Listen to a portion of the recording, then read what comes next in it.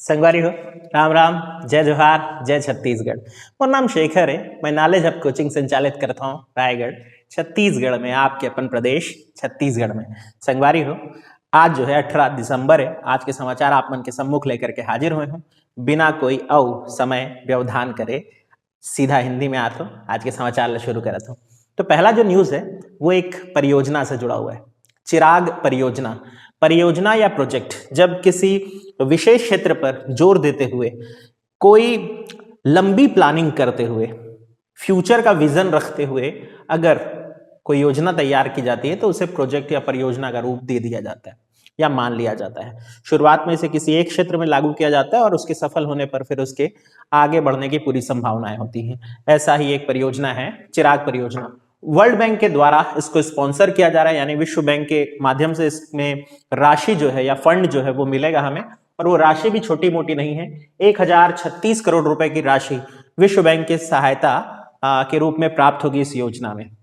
इस योजना का मुख्य उद्देश्य है कृषि उपजों के मूल्य में संवर्धन करना और साथ ही साथ किसानों में जो उनकी आय है उसको बढ़ाने के लिए प्रयास करना। इस योजना को शुरुआती दौर में बस्तर संभाग में लागू किया जा रहा है और आप सब जानते हैं कि बस्तर संभाग में 7 जिले हैं। उन सभी 7 जिले के 13 विकास खंड के 1000 गांवों को भी शुरुआत में शामिल किया गया है। इस योजना में बहुत सारी चीजें की जाने वाली हैं, जैसे कि अगर बताएं तो जलवायु परिवर्तन के अनुकूल नई तरह की कृषि करना। कई बार ऐसा होता है कि जलवायु परिवर्तन के कारण जो पारंपरिक फसलें थी वो अब नहीं हो पा रही होती हैं, तो वो कौन सी फसल अब सपोर्ट करेगी उसी जमीन पर जलवायु परिवर्तन के अकॉर्डिंग, इन सारी चीजों पर जोर देना। इसके अलावा उन्नत कृषि के तरीके, पशु के पोषण आहार से उनके जो भी उत्पाद है उसमें वृद्धि करना। जैसे मान लीजिए कि दुग्ध उत्पादक कोई है तो उसके दूध के उत्पादन में वृद्धि करना। इसके अलावा भूजल संवर्धन, बाड़ी और उद्यान विकास, डेयरी, फिशरी जैसे कई कार्य हैं, उनके माध्यम से किसानों की आय को दुगना करने की जितनी भी कार्य योजना है वो तैयार की जाएगी चिराग परियोजना के भीतर। तो ये मंजूरी मिल गई है और इसे अब प्रारंभ किया जा रहा है। अब बात करते हैं अगली न्यूज पर। भूपेश बघेल सरकार के कुछ अहम फैसले आए हैं, कुछ बहुत सारी घोषणाएं आई हैं। कुछ घोषणाएं आपके काम की हैं, कुछ नहीं भी हैं। जो उन क्षेत्र के रहवासी हैं उनके काम की है, लेकिन हम चूंकि पीएससी के अभ्यर्थी तो हमारे लिए जो जरूरी है वो यहाँ पर मैं मेंशन कर दे रहा हूँ। जैसे छत्तीसगढ़ राज्य सरकार का एक फैसला है कि निगम की खाली जमीन पर, जितने भी नगर निगम क्षेत्र हैं उनकी खाली जमीन पर अब सिटी डायग्नोस्टिक सेंटर बनेगा। तो भाई डायग्नोसिस की समस्या हमेशा से रही है और जो निजी लैब हैं वहां अधिक मूल्य पर हमें टेस्टिंग का करानी पड़ती है। फायदा ये होगा कि अगर गवर्नमेंट लैब जो है इस तरह की स्थापित हो सकेंगी तो जो लोग हैं उनको कम मूल्य पर भी अपने चेकअप का माध्यम मिल सकेगा या सुविधा मिल सकेगी। तो निगम की खाली जमीन जहां जहां होगी हर नगर निगम क्षेत्र पर सिटी डायग्नोस्टिक सेंटर जो है वो बनाया जाएगा। इसके अलावा शहरी क्षेत्र में जो अवैध निर्माण थे उनके नियमितीकरण का शुरुआत फिर से एक बार किया जा रहा है। एक बार पहले भी किया गया था, फिर कोरोना के कारण बीच में उसे रोक दिया गया। जहां जहां अवैध निर्माण हैं उन क्षेत्रों को वैध मान्यता देते हुए जो टैक्सेस वैक्सेस बन सकते हैं उसके माध्यम से वो पटा करके अगर वैध कराना चाहते हैं लोग अपनी जमीन, तो वो फिर से एक बार योजना शुरू हो रही है। इसके अलावा वर्मी कंपोस्ट खाद जो है उसको 8 रुपए से बढ़ा करके 10 रुपए के मूल्य पर विक्रय दर तय कर दिया गया है। आपको याद ही होगा कि गोबर की खरीदी हो रही है 2 रुपए प्रति किलो के हिसाब से, और अब इसमें वर्मी कंपोस्ट खाद जो बनती थी, जो 8 रुपए में विक्रय के लिए जाती थी, वो 10 रुपए के मूल्य पर विक्रय होगी। फिर बात करते हैं अगली न्यूज पर। छत्तीसगढ़ की नीली झील के बारे में आज जानकारी दी हुई थी।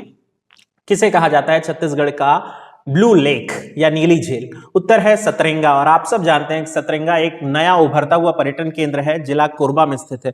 कोरबा जिला मुख्यालय से लगभग 40 किलोमीटर की शायद दायरे पर यह पड़ता है। बुका जलाशय भी इससे पास ही है। बुका जलाशय भी एक काफी महत्वपूर्ण पर्यटन केंद्र है। तो अगर इसकी बात करें तो इसे महादेव दर्शन केंद्र भी कहा जाता है। अगर कभी प्रश्न में ऐसे पूछ दिया, सतरंगा नहीं पूछा और आपसे पूछ दिया कि महादेव दर्शन केंद्र कौन सा है, और आप सोचते रह जाएंगे कि आपने तो सतरंगा पढ़ा था, गड़बड़ हो जाएगी। तो आपको महादेव दर्शन केंद्र उसका एक और नाम है जो याद रखना चाहिए। साथ ही साथ यहाँ 4000 हेक्टेयर क्षेत्र में विशाल जलराशि फैली हुई है और सारी तमाम सुविधाएं हैं। फ्लोटिंग है, फ्लोटिंग बोट्स हैं, फ्लोटिंग रेस्टोरेंट्स आपको मिल जाएंगे, यहाँ कॉटेज भी तैयार कर दिए गए हैं। आपको याद है कल की न्यूज में मैं खनिज निधि के बारे में बता रहा था, तो खनिज न्यास निधि से इस जगह का डेवलपमेंट काफी कुछ किया गया है और it's a place to visit. अगर आप अब तक गए हैं तो प्लीज मुझे बताइए कि आपका अनुभव कैसा रहा। नीचे कमेंट बॉक्स में आपका स्वागत रहेगा। अगर सतरंगा देखा है तो बताएं कि कैसा रहा आपका अनुभव, सुविधाएं हैं या नहीं है। तो चलिए अब बात करते हैं अगली न्यूज पर, कंप्यूटर शिक्षा कार्यक्रम। तो भारत सरकार है वो कंप्यूटर शिक्षा कार्यक्रम पर बहुत जोर दे रही है, क्योंकि भाई डिजिटल इंडिया बनाना है। और इसी तर्ज में जो जनजातीय कार्य मंत्रालय है भारत सरकार का, वो ऐसे राज्य जहां जनजातीय आबादी ज्यादा है वहां ये योजना लेकर के पहुंचे हैं। और इसी क्रम में सबसे पहली बार हमारे यहाँ छत्तीसगढ़ के बस्तर संभाग में इस योजना को लागू किया जा रहा है। 365 आश्रम और छात्रावास के लिए 18 करोड़ रुपए की राशि स्वीकृत हुई थी बस्तर संभाग के। बाद में सुकमा के लिए अलग से 9 करोड़ रुपए की राशि और स्वीकृत हुई। और इसके तीसरे चरण, इनफैक्ट दूसरे चरण में फिर सरगुजा के लिए शुरुआत की जाएगी इस योजना की। इसमें क्या है, जो हमारे एसटी समुदाय के जो बंधु बांधव हैं उनके आश्रम छात्रावास वाले हिस्से में बढ़िया हाईटेक लैब, कंप्यूटर आदि की व्यवस्था होगी, ताकि वो डिजिटल भारत के साथ कदम मिला सकें। इसके बाद बात करते हैं दरिमा हवाई पट्टी की। दरिमा हवाई पट्टी लगातार चर्चा में है। सरगुजा क्षेत्र की हवाई पट्टी बनकर के उभरने वाली है। सरगुजा भी हवाई यात्रा में अपना नाम दर्ज कराना चाह रहा है और इसके लिए हवाई पट्टी का निर्माण कार्य बड़ी तेजी से चल रहा है। 27 करोड़ रुपए की राशि अभी तक इसके लिए मंजूर हो चुकी है, जो उड्डयन मंत्रालय जारी किया है। हरदीप सिंह पुरी जाहिर सी बात है उसके प्रमुख हैं, तो आपको नाम याद करना चाहिए। फिर बात करते हैं छत्तीसगढ़ विधानसभा के शीतकालीन सत्र की। तो आपको पता ही होगा कि भाई चाहे विधानसभा हो चाहे लोकसभा हो, या फिर हम संसद कह लेते हैं, या विधान परिषद और विधानसभा, इन सब में 3 सत्र होते हैं कॉमनली। वैसे तो होने 2 चाहिए, संविधान तो यही कहता है, लेकिन जनरली 3 सत्र होते हैं। और उसमें से एक बहुत महत्वपूर्ण सत्र होता है शीतकालीन सत्र, क्योंकि इसके ठीक बाद बजट आने वाला होता है। तो शीतकालीन सत्र में सारे गंभीर मुद्दे उठाए जाते हैं। इस बार हमारे यहाँ भी लगभग 1000 प्रश्न लगे हुए हैं और जिन पर चर्चा होनी बाकी है। साथ ही साथ छत्तीसगढ़ राज्य का दूसरा अनुपूरक बजट भी इसी सत्र में पेश किया जाएगा और 2 बहुत महत्वपूर्ण विधेयक भी सामने आने वाले हैं, जिसमें छत्तीसगढ़ नगर पालिका संशोधन विधेयक और नगर निगम संशोधन विधेयक आदि पर चर्चा भी होने वाली है।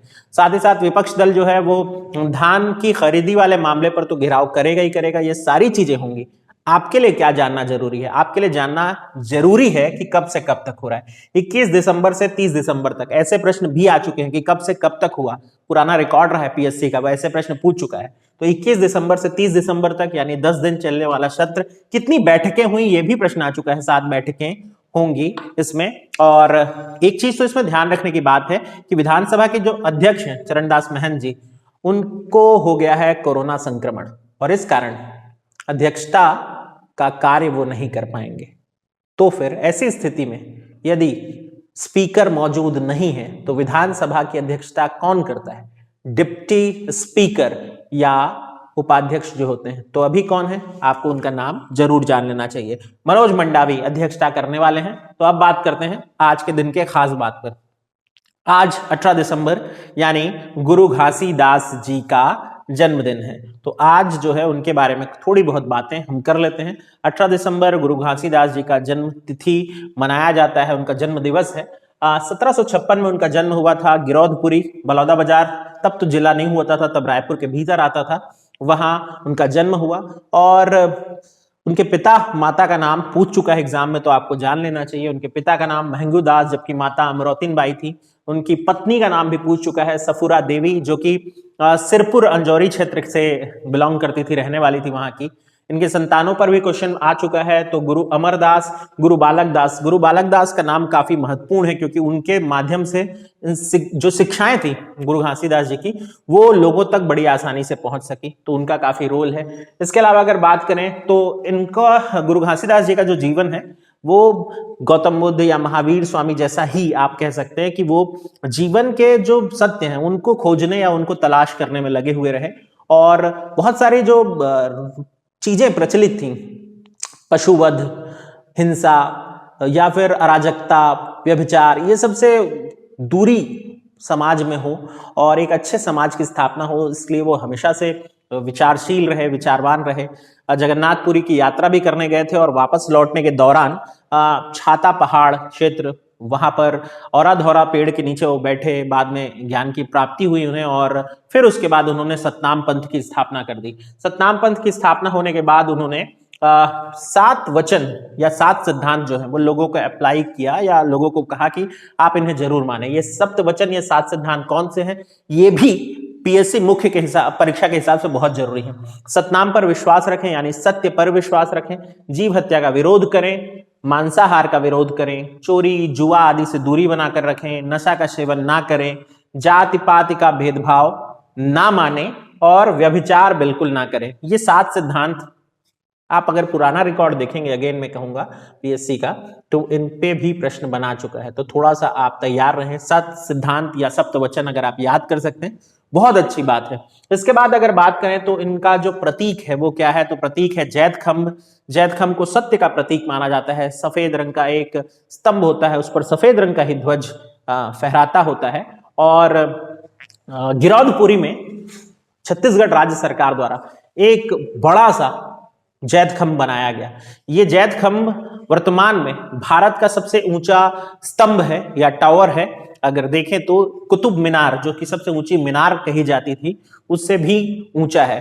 अगर देखें तो कुतुब मीनार जो है वो 72 मीटर की ऊंचाई मानी जाती थी, ये 77 मीटर, उससे भी 5 मीटर अधिक ऊंचा है। आईआईटी रुड़की ने उसको डिजाइन किया है जैत खंभ को, और सामने चारबाग शैली बनाई गई है, जैसे ताजमहल वगैरह में होती है उस तरह की चारबाग शैली देखेंगे। भूकंप रोधी माना जाता है इस भवन को, इस बिल्डिंग को। और रामनाथ कोविंद जी जो हमारे राष्ट्रपति महोदय हैं वो भी यहाँ आ चुके हैं। ऐसे बहुत सारे फैक्ट हैं जो आप जैत खंभ से जान सकते थे। तो आज के समाचार में बहुत कुछ तो था नहीं, लेकिन जितना था आपके सामने है। ये प्रक्रिया जारी रहेगी, मैं पूरे प्रयास में हूँ। बीच में पर्सनली मेरी लाइफ में जो थोड़ा बहुत डिस्टर्बेंस थे उसके कारण मैं उपलब्ध नहीं हो सका, लेकिन अब ये जारी रहेगा। मेरा पूरा प्रयास रहेगा सुबह, दोपहर या देर शाम तक आपको न्यूज़ वीडियो मिला करेगी। तो भाई जुड़े रहें और हाँ, लोगों को कहें कि हमसे जुड़े ताकि ये परिवार और बढ़ता रहे। इसके लिए आप शेयर कर दें तो मेरी थोड़ी हेल्प हो जाएगी। चलिए मुलाकात करते हैं।